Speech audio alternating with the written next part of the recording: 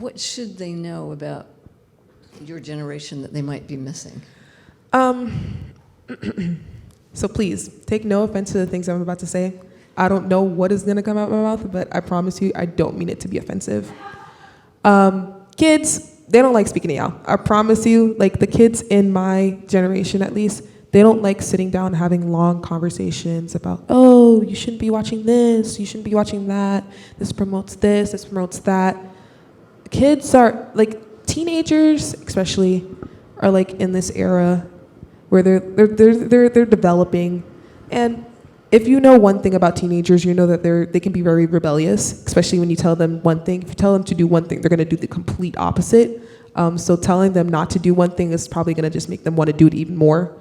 So I think instead of telling them what to do or like telling them, oh, you shouldn't be doing this, or let's take away this social media app, or let's make sure that you can't watch this, they'll find, I promise you, these kids are smart. I've seen some things that I didn't even know I could do. I've seen some things I didn't even know kids could do. I was like, okay, they'll find ways. They will find ways. They're smart. They're a lot smarter than they look.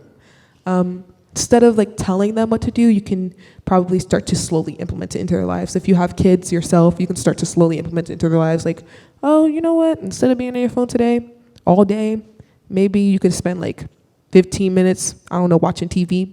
I don't care what you put on, as long as there's not no ticky-tacky, no, none of that. Just watch TV, just watch television.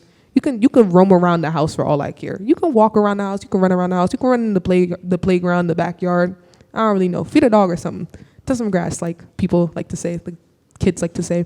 But like something other than being on social media, and like slowly implementing that more and more and more. You can add more time onto that. So like instead of, oh, maybe you're on social media for an hour today. Let's spend 5 minutes outside, or let's play a game or something. Because I promise you, kids like to do active things. If you like to challenge their mind, if you like to challenge their things, like if you understand what your kid is interested in or what kids are interested in, you can really like use that to your advantage and get them off of sites that you may think are negative. Like I really like puzzles when I was growing up. I don't know why, but I really, really, really like puzzles.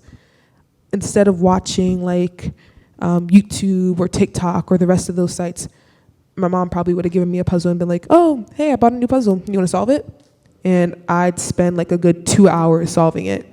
Or if your kid is, like kids you have or know are very interested in video games, I mean, they can play on video games. It's not like it's social media, but like implementing that or something, or maybe finding like more physical things that are similar to video games would be a lot easier.